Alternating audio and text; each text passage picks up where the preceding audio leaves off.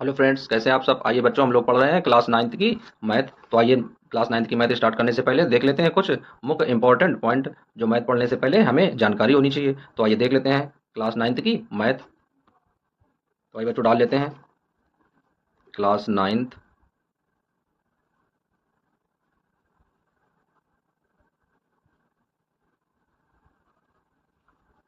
Class ninth की math.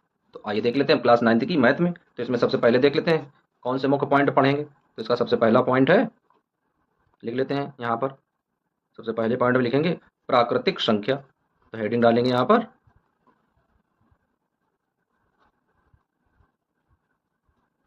प्राकृतिक संख्या। तो आइए देख लेते हैं प्राकृतिक संख्या, देख लेते हैं कि प्राकृतिक संख्याएं कौन कौन सी होती हैं। तो लिखेंगे वे संख्याएं, वे वे संख्याएं जो एक से प्रारंभ होकर, वे संख्याएं जो एक से प्रारंभ होकर होकर अनंत तक, अनंत तक, वे संख्याएं जो एक से प्रारंभ होकर अनंत तक की गणना करती हैं या अनंत तक की होती हैं, गणना करती हैं या होती हैं, प्राकृतिक संख्याएं कहलाती हैं। लिख लेंगे प्राकृतिक संख्याएं कहलाती हैं, प्राकृतिक संख्याएं कहलाती हैं। इन्हें एन से प्रदर्शित करते हैं, यानी नेचुरल नंबर। इन्हें कैपिटल एन से लिखते हैं या प्रदर्शित करते हैं, लिखते हैं या प्रदर्शित करते हैं। तो आइए देख लेते हैं कौन कौन सी संख्याएं होती हैं प्राकृतिक संख्याएं। जैसे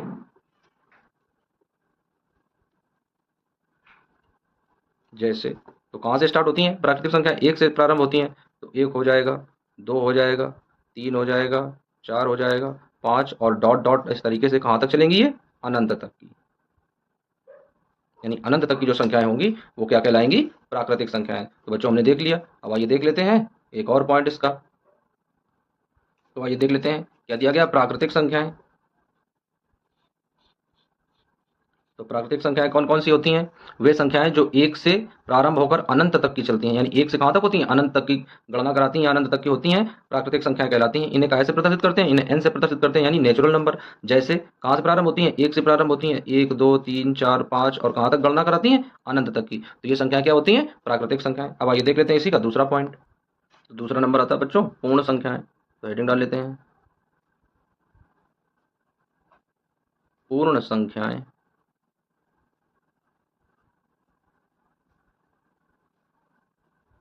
तो आइए देख लेते हैं पूर्ण संख्याएं कौन कौन सी होती हैं। तो लिखेंगे वे संख्याएं, वे वे संख्याएं जो शून्य से प्रारंभ होकर, जो शून्य से प्रारंभ होकर, जो शून्य से प्रारंभ होकर अनंत तक, शून्य से प्रारंभ होकर अनंत तक, अनंत तक की गणना करती हैं या होती हैं, अनंत तक की गणना में आती हैं या गणना करती हैं, आती हैं, पूर्ण संख्याएं कहलाती हैं, पूर्ण पूर्ण संख्याएं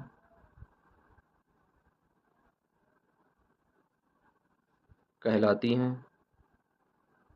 इन्हें इन्हें डब्ल्यू से प्रदर्शित करते हैं, डब्ल्यू से लिखते हैं, होल नंबर बोलते हैं इंग्लिश में इनको। इन्हें डब्ल्यू से लिखते हैं, इन्हें डब्ल्यू से लिखते हैं। तो आइए देख लेते हैं। जैसे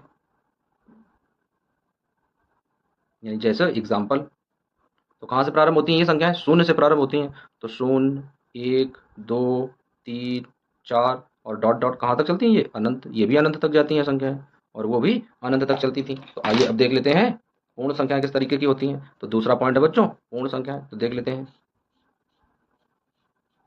तो पूर्ण संख्या में क्या है? वे संख्याएं जो शून्य से कहाँ से प्रारंभ होती हैं? शून्य से प्रारंभ होकर कहाँ तक चलती हैं? अनंत तक चलती हैं, वो संख्याएं पूर्ण संख्याएं कहलाती हैं। इन्हें काय से प्रदर्शित करते हैं? डब्ल्यू से। इंग्लिश में क्या बोलते हैं इनको? Whole number. जैसे देख लेते हैं, जीरो से प्रारंभ होगी संख्याएं, यानी जीरो, एक, दो, तीन, चार, इस तरीके से जो संख्याएं प्रारंभ होती हैं वो क्या संख्या कहलाती हैं? पूर्ण संख्या कहलाती हैं। अब आइए देखते हैं इसका अगला पॉइंट। अब आइए देख लेते हैं तीसरा नंबर इसी का। तो डालेंगे यहाँ पर तीसरा पॉइंट, और तीसरे पॉइंट में लिखेंगे सम संख्याएं।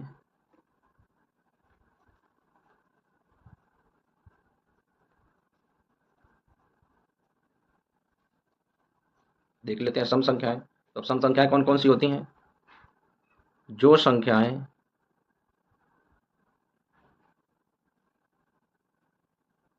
जो संख्याएं दो से पूरी पूरी विभाजित होती हैं,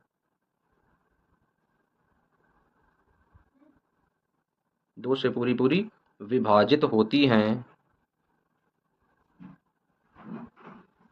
वह सम संख्याएं कहलाती हैं। जो संख्याएं दो से पूरी पूरी विभाजित होती हैं वह सम संख्याएं कहलाती हैं।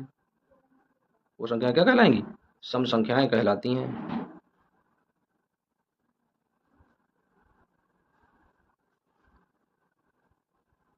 सम संख्याएं कहलाती हैं। इन्हें इवन नंबर बोलते हैं। इन्हें क्या बोलते हैं? इवन नंबर, इंग्लिश में। इन्हें इवन नंबर कहते हैं। इस तरीके से आइए देख लेते हैं। जैसे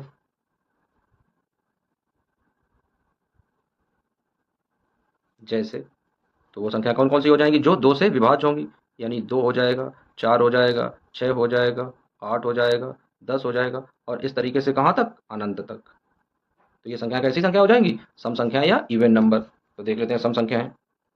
तो सम संख्याएं क्या होती हैं? यानी वो संख्याएं जो पूरी तरीके से दो से विभाज्य होती हैं, वो संख्याएं क्या कहलाती हैं? सम संख्या कहलाती हैं, या इंग्लिश में इन्हें क्या बोलते हैं? इंग्लिश में इन्हें बोलते हैं इवन नंबर।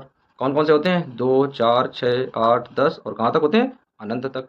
अब आइए देख लेते हैं इसका अगला पॉइंट, और उसमें देख लेते हैं विषम संख्याएं। विषम संख्याएं थी, अब देख लेते हैं अगले पॉइंट में विषम संख्याएं।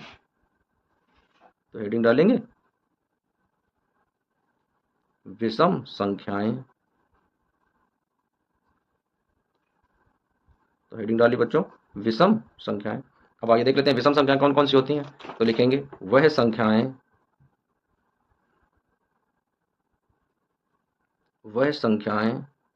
जो दो से विभाजित ना हों। वह संख्याएं जो दो से विभाजित ना हों विषम संख्याएं कहलाती हैं। विषम संख्याएं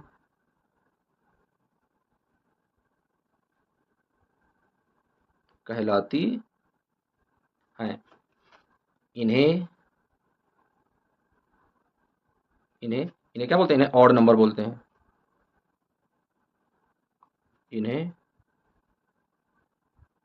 ऑड नंबर कहते हैं। इन्हें ऑड नंबर कहते हैं। जैसे एग्जाम्पल,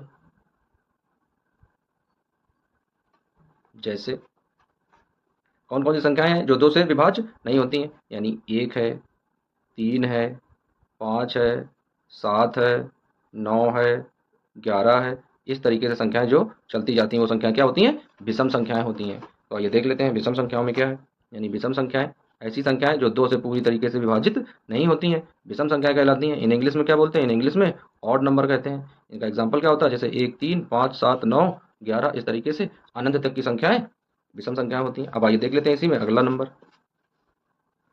तो अगला नंबर दिया गया है पांचवा। पांचवें में डाल लेते हैं हेडिंग। अब लिख लेते हैं भाज्य संख्याएं। भाज्य संख्याएं। तो देख लेते हैं भाज्य संख्याएं कौन कौन सी होती हैं। तो लिखेंगे वह संख्याएं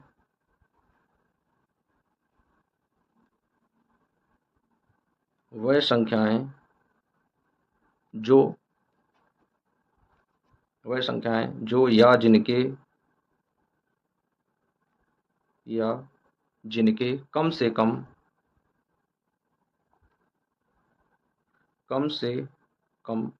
3 गुणनखंड होते हैं, कम से कम 3 गुणनखंड होते हैं, भाज्य संख्याएं कहलाती हैं। भाज्य संख्याएं कहलाती हैं, भाज्य संख्याएं कहलाती हैं। इन्हें कंपोजिट नंबर बोलते हैं, इन्हें कंपोजिट नंबर कहते हैं, इन्हें कंपोजिट नंबर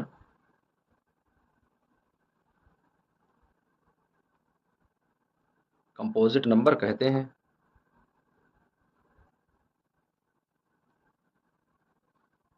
इन्हें कंपोजिट नंबर कहते हैं। जैसे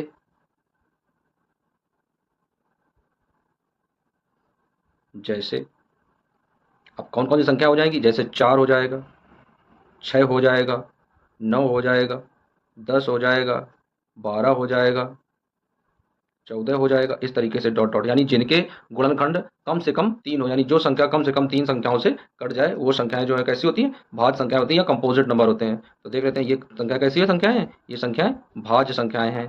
तो देख लेते हैं कि कम से कम कितने गुणनखंड हो उनके, 3 गुणनखंड, और इन्हें क्या बोलते हैं, कंपोजिट नंबर बोल देते हैं। अब आइए देख लेते हैं इनका एग्जाम्पल क्या है। 2 4 9 10 12 14, इस तरीके से संख्याएं ये चलती रहती हैं। अब आइए देख लेते हैं इसका अगला पॉइंट, एक और इसमें इंपॉर्टेंट पॉइंट देख लेते हैं, दूसरे पेज पर देखते हैं। आइए स्टार पॉइंट बनाकर एक पॉइंट लिख लेते हैं बच्चों यहाँ पर। तो स्टार पॉइंट बना लेंगे इस तरीके से। तो लिखेंगे सबसे छोटी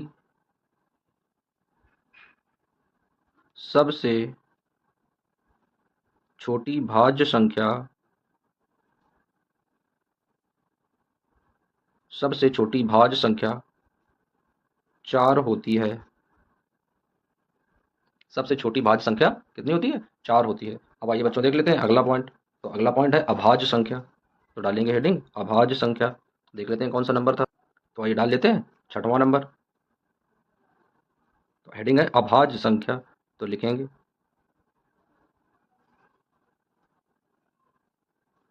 अभाज्य संख्या। तो आइए देख लेते हैं अभाज्य संख्याएं कौन होती हैं। तो अभाज्य संख्याएं देख लेते हैं बच्चों किस तरीके से होती हैं। तो लिखेंगे वह संख्या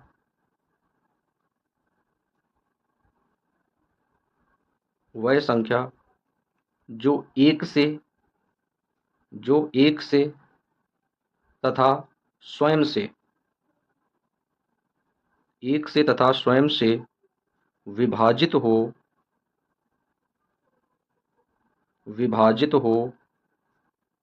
वह अभाज्य संख्या कहलाती है। और कैसी संख्या कहलाती है, वह संख्या हो जाती है अभाज्य। तो लिख लेंगे वह अभाज्य संख्या कहलाती है। तो वह अभाज्य संख्या कहलाती है। इन्हें क्या बोलते हैं इंग्लिश में, इन्हें बोलते हैं प्राइम नंबर। इन्हें इंग्लिश में बोलते हैं प्राइम नंबर। तो इन्हें इंग्लिश में बोलते हैं प्राइम नंबर, इन्हें प्राइम नंबर कहते हैं। जैसे जैसे जैसे मान लो दिया जाए 3 है, उसके बाद में 5 है, उसके बाद में 7 है, उसके बाद में 11 है, उसके बाद में 13 है, 17 है, 19 है, इस तरीके से डॉट डॉट करके जो संख्याएं होती हैं, कैसी संख्याएं होती हैं, अभाज्य संख्याएं होती हैं। अब इसमें भी देख लेते हैं कि स्टार पॉइंट। तो स्टार पॉइंट में लिख लेते हैं सबसे छोटी अभाज्य संख्या सबसे छोटी अभाज्य संख्या 2 होती है। सबसे छोटी अभाज्य संख्या कितनी होती है? 2 होती है। तो बच्चों इस तरीके से हम लोगों ने अभाज्य संख्याएं सीख ली। अब आइए देख लेते हैं पूर्णांक। तो अब अगली हेडिंग डाल देंगे पूर्णांक।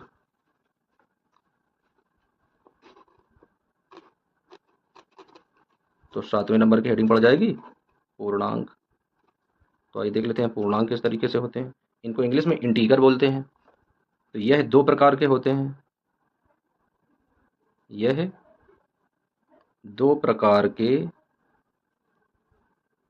यह 2 प्रकार के होते हैं। अब कौन कौन से होते हैं? तो नंबर एक होता है धनात्मक पूर्णांक। धनात्मक पूर्णांक। और नंबर 2 होता है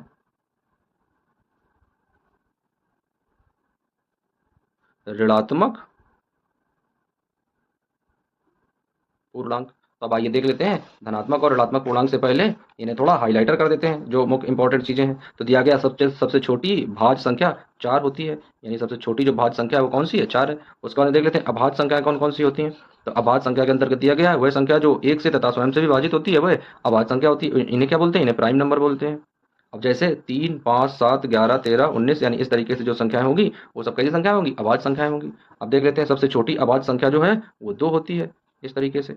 अब देख लेते हैं पूर्णांक में। तो पूर्णांक में दिया गया है यह 2 प्रकार के होते हैं। नंबर एक होता है धनात्मक पूर्णांक और दूसरा हो जाता है ऋणात्मक पूर्णांक। अब आइए देख लेते हैं धनात्मक और ऋणात्मक में क्या क्या चीजें आती हैं। यहाँ लिखेंगे धनात्मक पूर्णांक।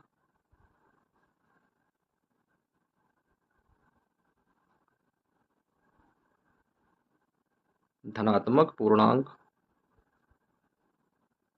तो देख लेते हैं धनात्मक पूर्णांक कौन कौन से होते हैं। जैसे +1, +2, +3 यानी इस तरीके से जो दिए जाते हैं वो क्या होते हैं? धनात्मक पूर्णांक होते हैं। अब ऋणात्मक पूर्णांक में देख लेते हैं।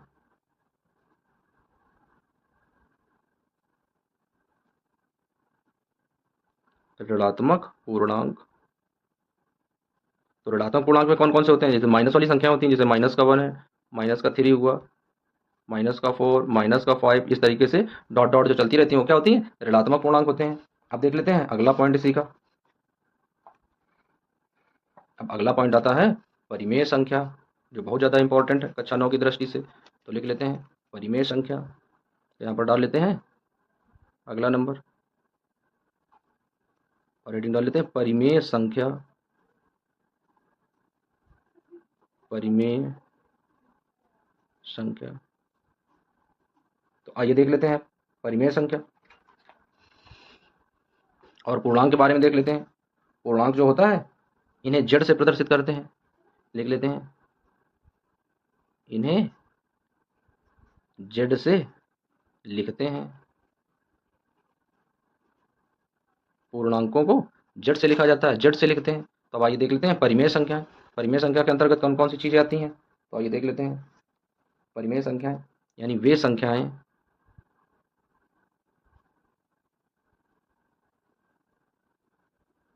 संख्याएं जो P/Q के रूप में P/Q के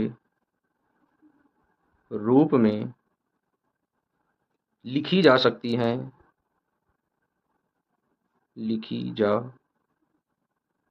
सकती हैं या P/Q के रूप में व्यक्त किया जा सकता है जहां Q इज नॉट 0 हो, यानी Q का मान 0 ना हो। वह संख्याएं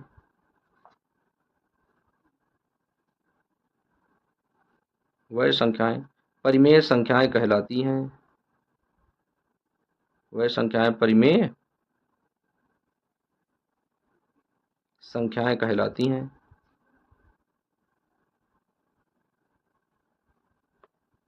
परिमेय संख्याएं कहलाती हैं। इन्हें इंग्लिश में बोलते हैं रेशनल नंबर। तो इस तरीके से ये परिमेय संख्याएं होती हैं जो P/Q के रूप में लिखी जा सकती हैं। जैसे कौन कौन सी चीजें दी जाती हैं परिमेय संख्याओं में। जैसे मान लो दिया गया है 4 लिखा है तो ये परिमेय संख्या हो जाएगी, क्योंकि 4 को 4/1 के रूप में लिख सकते हैं। तो यहाँ पर जब करेंगे तो P बराबर आ जाएगा 4 और नीचे Q बराबर हो जाएगा 1। तो यह एक क्या है? परिमेय संख्या है। तो इस तरीके से परिमेय संख्या हो जाती है। आगे देख लेते हैं जैसे मान लो 6 है 7 है। इस तरीके की ये सब कैसी संख्याएं हैं? ये सब परिमेय संख्याएं हैं, परिमेय संख्याएं हैं। परिमेय संख्याएं और कौन कौन सी होती हैं? जैसे रूट में दी जाए जिनका पूर्ण वर्गमूल निकाला जा सके, जैसे दिया होगा √4, तो जब √4 को खोलोगे तो क्या आ जाएगा? 2, और 2 को कैसे लिख सकते हैं? 2 को लिख सकते हैं 2/1, तो यह परिमेय संख्या बन जाएगा। तो इस तरह की जो भी संख्याएं होती हैं वो क्या होती हैं? परिमेय संख्याएं होती हैं। यानी यदि √4 दिया जाए या यहीं पर √9 दे दिया जाए, √16 हो या √25 हो, इस तरीके से जो जिनका पूर्ण वर्गमूल निकाला जा सके, वो सब संख्या कैसी संख्या होती हैं? परिमेय संख्या होती हैं। यानी जिन्हें हम p/q के रूप में लिख सकते हैं, जहां पर q इज नॉट 0 होना चाहिए, तो वो संख्या कैसी संख्या होती है? परिमेय संख्याएं। तो आइए देख लेते हैं परिमेय संख्याएं। 8वें नंबर पर परिमेय संख्याएं, तो वे संख्याएं जिन्हें हम p/q के रूप में व्यक्त कर सकते हैं, परिमेय संख्याएं कहलाते हैं, जहां पर कंडीशन होती है q इज नॉट 0। तो इस तरीके से ये जो संख्याएं दी गई हैं, ये सब परिमेय संख्याओं के उदाहरण दिए गए हैं इस तरीके से। अब आइए देख लेते हैं अगली हेडिंग, और अगली हेडिंग में दिया गया है अपरिमेय संख्या। तो देख लेते हैं, अगली हेडिंग बना लेते हैं अपरिमेय संख्या। तो 9 नंबर बनाएंगे और हेडिंग हो जाएगी अपरिमेय संख्या।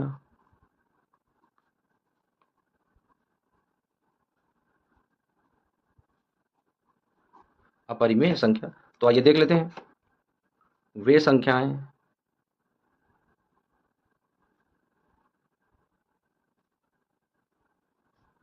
वे संख्याएं जो पूर्ण नहीं होती हैं,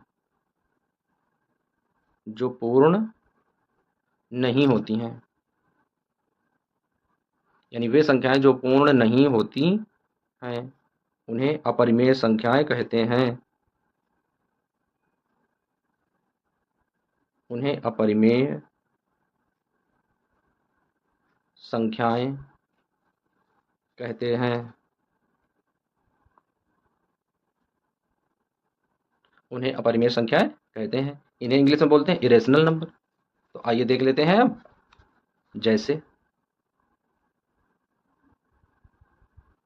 तो लिखेंगे जैसे, तो जैसे में कौन कौन सी संख्या आ जाएंगी? जैसे मान ले दिया जाए √2 या √3, या दे दिया जाए √5, √11, यानी इस तरह की जो संख्याएं होंगी वो सब कैसी संख्या हो जाएंगी? अपरिमेय संख्या हो जाएंगी। या इसी में एक इंपॉर्टेंट दे देता है और पूछ देता है कि पाई एक परिमेय है या अपरिमेय है। इसे पाई बोलते हैं। तो पाई एक अपरिमेय संख्या है। कैसी संख्या है? अपरिमेय संख्या है।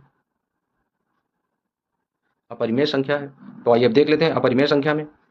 तो नंबर 9 में क्या दिया गया है? अपरिमेय संख्या। तो अपरिमेय संख्या वे संख्याएं जो पूर्ण नहीं होती हैं, उन्हें क्या कहते हैं? अपरिमेय संख्या कहते हैं। जैसे √2, 3, 5 और 11, जहां पर दिया गया पाई एक अपरिमेय संख्या। ये बहुत ज़्यादा इंपॉर्टेंट है ये पॉइंट। तो बच्चों आइए अब देख लेते हैं अगला नंबर। अब आइए बच्चों देख लेते हैं अगली हेडिंग। तो अगली हेडिंग देख लेते हैं 10वें नंबर पर।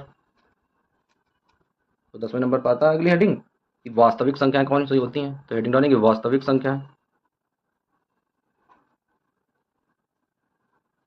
वास्तविक संख्याएं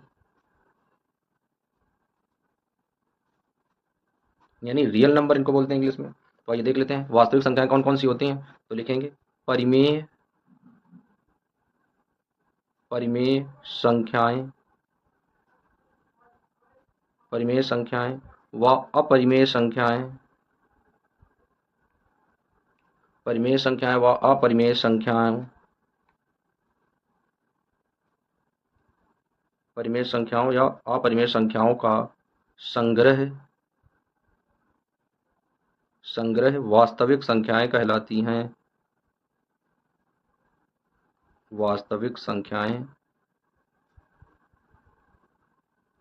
कहलाती हैं।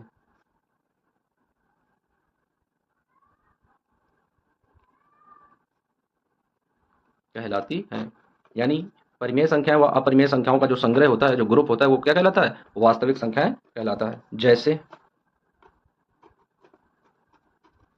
जैसे इसमें परिमेय संख्या भी दी जाएगी। यानी परिमेय संख्या को कैसे लिख सकते हैं? जैसे √16।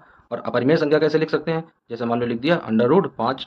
तो अब इनका जो संग्रह होगा वो कैसे क्या कहलाएगा? वो कहलाएगा वास्तविक संख्याएं। तो इनका जो संग्रह होता है वो क्या कहलाता है? वास्तविक संख्याएं। तो इन्हें बोल देते हैं वास्तविक संख्याएं। तो आइए अब देख लेते हैं ये पॉइंट। तो दिया गया वास्तविक संख्याएं कौन कौन सी होती हैं, देख लेते हैं। 10वां नंबर दिया गया है यानी परिमेय संख्या व अपरिमेय संख्याओं का संग्रह जो है वो क्या कहलाता है, वास्तविक संख्या। इन्हें इंग्लिश में रियल नंबर भी बोलते हैं। तो इस तरीके से ये हो जाती है वास्तविक संख्याएं। अब बच्चों प्रारंभ करते हैं कक्षा 9 की गणित का जो पहला चैप्टर दिया गया है। हेलो बच्चों, आइए हम लोग पढ़ रहे हैं क्लास 9th उसकी मैथ पहला चैप्टर पहली प्रश्नावली देख लेते हैं। 1.1 सवाल दिया गया है, क्या शून्य एक परिमेय संख्या है? क्या इसे आप p बटे क्यू के रूप में लिख सकते हैं, जहां p और q पूर्णांक हैं और q इज नॉट जीरो हो, यानी q का मान जीरो नहीं हो सकता है। तो आइए देख लेते हैं सवाल किस तरीके से हल। तो आइए देख लेते हैं बच्चों, प्रश्नावली दी गई है 1.1 तो डाल लेंगे प्रश्नावली 1.1 तो लिखेंगे यहाँ पर एक्सरसाइज 1.1। अब एक्सरसाइज 1.1 का पहला सवाल देख लेते हैं किस तरीके से हल होगा। तो पहला सवाल देख लेते हैं। तो दिया गया है इसमें कि क्या शून्य एक परिमेय संख्या है। तो आइए देख लेते हैं, सिद्ध करते हैं। तो लिखेंगे जब शून्य एक परिमेय संख्या है, लिखेंगे यहाँ पर पहला सवाल, जब शून्य एक परिमेय संख्या है, एक परिमेय संख्या है तो इसे p बटे क्यू के रूप में, तो इसे p बटे क्यू के रूप में, तो इसे p बटे क्यू के रूप में लिखा जा सकता है, लिखा जा सकता है। तो आइए देख लेते हैं किस तरीके से इसे लिखेंगे। तो यानी शून्य है तो शून्य को कैसे लिखेंगे, p बटे क्यू के रूप में, जहाँ पर कंडीशन क्या है, कंडीशन ये है कि q इज नॉट जीरो, यानी q का मान शून्य नहीं होना चाहिए। तो ये देख लेते हैं सवाल किस तरीके से ये हल करेंगे। तो यहाँ पर लिखेंगे 0/1 कर सकते हैं, शून्य के बटे में 2 भी कर सकते हैं, शून्य के बटे में 3 भी कर सकते हैं, डॉट डॉट करके, यानी शून्य के बटे में कोई भी एक प्राकृतिक संख्या लेते चले जाएंगे 1 2 3 4 करके, लेकिन क्या है, जीरो नहीं होना चाहिए। अब आइए देख लेते हैं, सबके नीचे मान रख लेते हैं। तो पहले वाले में देख लेते हैं। तो पहले वाले में यदि p निकालेंगे तो p की जगह क्या आ जाएगा, शून्य आ जाएगा। और यदि q का मान निकालेंगे, q रखेंगे तो q की जगह 1 आ जाएगा। उसके बाद में दूसरे वाले में देख लेते हैं। तो p की जगह यहाँ पर भी शून्य है, और लेकिन अगर q का मान देखेंगे तो q का मान यहाँ पर 2 दिया गया है। इसी तरीके से तीसरे वाले में देख लेते हैं, p का मान शून्य दिया गया है, और यदि q का मान निकालेंगे तो 3 दिया गया है। यानी इस कंडीशन में क्या है, 0/1 हो जाता है, यानी जहाँ p बराबर शून्य है और q बराबर 1 दिया गया है। कंडीशन क्या नहीं होनी चाहिए, यानी q का मान सदैव शून्य नहीं होना चाहिए। तो वो संख्याएं क्या होती हैं, वो संख्याएं परिमेय संख्याएं होती हैं। तो 0 को कैसे लिख सकते हैं, 0/1 भी लिख सकते हैं, 0/2 भी लिख सकते हैं, 0/3 भी लिख सकते हैं। यानी इस तरीके से तो क्या हो जाएगा, अतः लिखेंगे अतः शून्य एक परिमेय संख्या है। तो लिख देंगे अतः शून्य एक परिमेय संख्या है, शून्य एक परिमेय संख्या है। तो इस तरीके से पहला सवाल हल हो जाएगा कि शून्य एक परिमेय संख्या दी गई है। अब आइए देख लेते हैं इसी का दूसरा सवाल।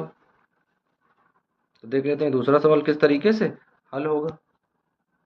अब आइए देख लेते हैं बच्चों। तो इसमें दूसरा सवाल दिया गया है कि 3 और 4 के बीच 6 परिमेय संख्याएं ज्ञात कीजिए। तो आइए देख लेते हैं 3 और 4 के बीच में 6 परिमेय संख्याएं किस तरीके से निकालें। तो आइए देख लेते हैं दूसरे सवाल में क्या दिया गया है कि 3 व 4 के बीच में, तो लिखेंगे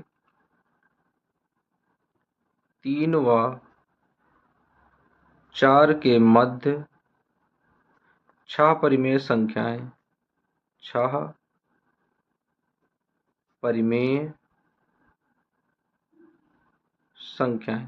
तो देख लेते हैं किस तरीके से परिमेय संख्याएं ज्ञात करते हैं। तो सबसे पहले क्या करते हैं, उनका हर बनाते हैं। तो लिखेंगे 3 के नीचे 1, उसके बाद में कामा लगाएंगे, और 4 के नीचे 1, इसका हर बना लेंगे। इसकी कंडीशन क्या होती है, इसे एक ट्रिक के माध्यम से देख लेते हैं। यदि दोनों के हर बराबर हैं तब यह ट्रिक कार्य करेगी, यदि हर बराबर नहीं है तो पहले क्या करेंगे, उसका हर बराबर करेंगे। तो देख लेते हैं हमें कितनी निकालनी है, 6 संख्या निकालनी है। तो जब 6 संख्या निकालनी है तो कितने गुणा कर देंगे, 7 से, यानी एक आगे वाली संख्या से गुणा करा देते हैं। यदि 6 का पूछ रहा है तो 7 से गुणा कर देंगे, यदि 5 पूछ रहा है तो 6 से गुणा कर देंगे, यदि 4 पूछ रहा है तो 5 से गुणा कर देंगे, यदि 8 परिमेय संख्या पूछ रहा है तो कितने से गुणा करेंगे, 9 से। तो देख लेते हैं 6 इसमें पूछ रहा है तो 7 से गुणा कर देंगे। तो 7 का ऊपर गुणा करेंगे और 7 का नीचे गुणा करेंगे। इस तरीके से। अब इनका गुणा करके मान रख लेते हैं, तो आ जाएगा 7 त्रिका 21 बटे 7 एकम 7। इसका लिखेंगे तो आ जाएगा 7 चौके 28 बटे 7 एकम 7। अब इनके बीच की परिमेय संख्या देख लेते हैं, तो 21 है तो 21 के आगे लिखेंगे तो आ जाएगा 22 बटे 7, उसके बाद में 23 बटे 7, उसके बाद में 24 बटे 7, उसके बाद में आ जाएगा 25 बटे 7, उसके बाद में आ जाएगा 26 बटे 7, उसके बाद में आ जाएगा 27 बटे 7। और इस तरीके से देख लेते हैं, जोड़ लेते हैं कितनी संख्याएं हो गई, 1 2 3 4 5 6, यानी 6 संख्याएं, 6 परिमेय संख्याएं हमने प्राप्त कर ली। तो बच्चों इस तरीके से हम लोग सवाल हल करते हैं। अब आइए देख लेते हैं इसी का तीसरा सवाल। अब आइए बच्चों देख लेते हैं, दिया गया तीसरा सवाल। तीसरे सवाल में दिया गया 3/5 और 4/5 के बीच 5 परिमेय संख्याएं ज्ञात कीजिए। यानी 3/5 है और 4/5 है, तो इनके बीच की 5 परिमेय संख्याएं ज्ञात करनी है। तो देख लेते हैं किस तरीके से परिमेय संख्याएं निकालेंगे। परिमेय संख्या मतलब रेशनल नंबर होता है, तो रेशनल नंबर किस तरीके से हम लोग ज्ञात करेंगे। तो ये बच्चों देख लेते हैं इसका तीसरा सवाल। तो तीसरे सवाल में दिया गया है 3/5, लिख लेंगे 3/5 व 4/5 के मध्य, 3/5 व 4/5 के मध्य 5 परिमेय संख्याएं ज्ञात कीजिए। कितनी परिमेय संख्या है, 5 परिमेय संख्याएं पूछ रहा है, तो लिख लेंगे 5 परिमेय संख्याएं। तो फार्मूला क्या था, यदि 5 परिमेय संख्या पूछे तो कितने से गुणा करा देंगे, 6 से। उसमें 6 पूछ रहा तो कितने से गुणा कराया था, 7 का। तो आइए लिख लेते हैं, तो आ जाएगा यहाँ पर 3/5, उसके बाद कामा 4/5। अब 5 परिमेय संख्या पूछ रहा है तो 6 से गुणा कर देंगे, तो यहाँ पर नीचे ऊपर भी 6 आ जाएगा, यहाँ पर भी 6 आ जाएगा। अब गुणा करा देते हैं तो 6 तिरिक 18 हो जाएगा, बटे 6 पंचे 30 आ जाएगा। उसके बाद में 6 चौको 24 हो जाएगा और 6 पंचे 30 हो जाएगा। अब इनके बीच की परिमेय संख्या हमें लिखनी है, तो 18 के बाद में कितना आता है, 19 आ जाता है। तो यहाँ पर लिख लेंगे 19/30, उसके बाद में 20/30, उसके बाद में 21/30, उसके बाद में 22/30, उसके बाद में 23/30। और इस तरीके से देख लेते हैं कितनी संख्याएं हो गई, 1 2 3 4 5, और 5 परिमेय संख्याएं पूछ रहा था।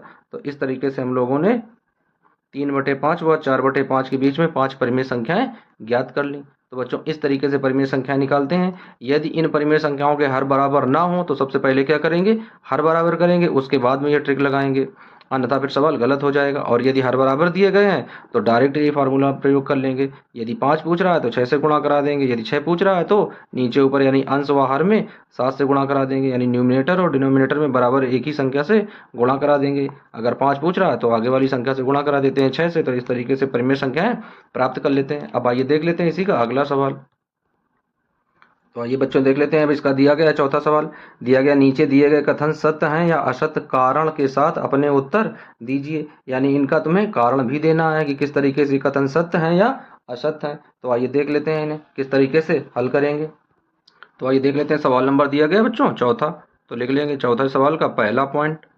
तो पहले पॉइंट में दिया गया है प्रत्येक प्राकृत संख्या एक पूर्ण संख्या होती है। तो आइए सबसे पहले लिख लेते हैं, तो लिखेंगे प्रत्येक प्राकृत संख्या एक पूर्ण संख्या होती है। एक पूर्ण संख्या होती है। तो भाई इसका कारण सबसे पहले स्पष्ट करते हैं कि प्रत्येक प्राकृत संख्या एक पूर्ण संख्या होती है या नहीं होती है। तो देख लेते हैं इसका आंसर। तो इसका आंसर क्या होगा, इसका आंसर होगा सत्य। और किस तरीके से इसका कारण स्पष्ट करेंगे, तो आइए देख लेते हैं इसका कारण किस तरीके से स्पष्ट होगा। तो लिखेंगे प्रत्येक प्राकृत संख्या एक पूर्ण संख्या होती है, यानी जो भी प्राकृतिक संख्याएं होती हैं वो क्या होती हैं, पूर्ण संख्याएं होती हैं।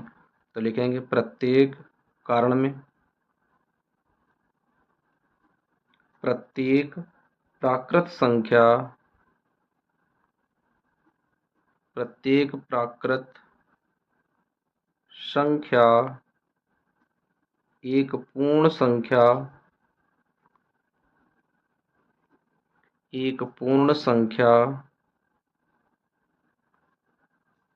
होती है।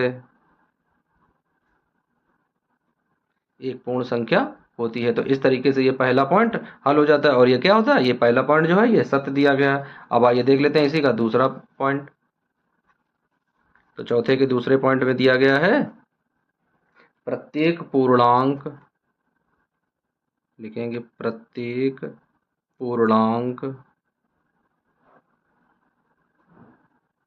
प्रत्येक पूर्णांक एक पूर्ण संख्या होती है।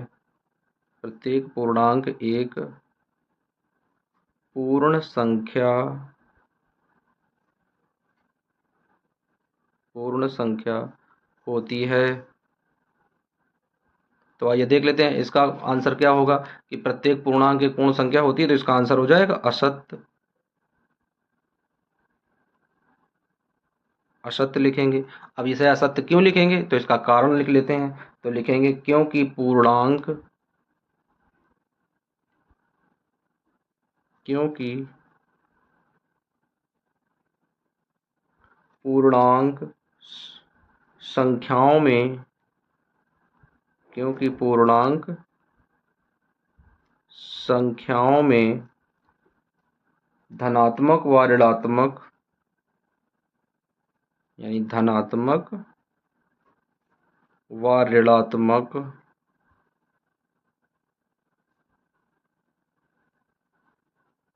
धनात्मक व ऋणात्मक संख्याएं सम्मिलित होती हैं। ऋणात्मक संख्याएं सम्मिलित होती हैं, सम्मिलित होती है। तो इस वजह से ये कैसा हो जाएगा, यह असत्य हो जाएगा, क्योंकि इसमें धनात्मक पूर्णांक भी होते हैं और ऋणात्मक पूर्णांक भी होते हैं। तो इसमें कह रहा प्रत्येक पूर्णांक एक पूर्ण संख्या होती है, तो इसमें प्रत्येक पूर्णांक एक पूर्ण संख्या नहीं हो सकती, यह असत्य दिया गया है। अब आइए देख लेते हैं इसका तीसरा पॉइंट। तो तीसरे नंबर पर दिया गया है, चौथे का तीसरा दिया गया प्रत्येक परिमेय, प्रत्येक परिमेय संख्या, प्रत्येक परिमेय संख्या एक पूर्ण संख्या होती है। एक पूर्ण संख्या होती है, यानी प्रत्येक परिमेय संख्या एक पूर्ण संख्या होती है। तो आइए देख लेते हैं इसका आंसर। तो इसका आंसर भी क्या हो जाएगा, इसका आंसर भी असत्य हो जाएगा। तो लिख लेंगे असत्य।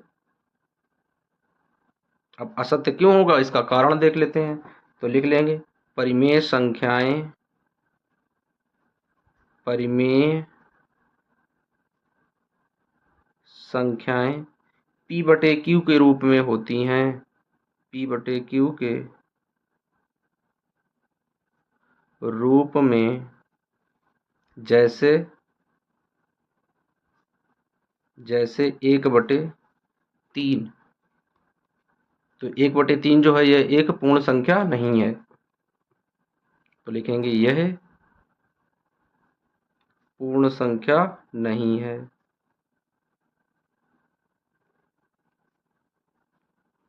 नहीं है।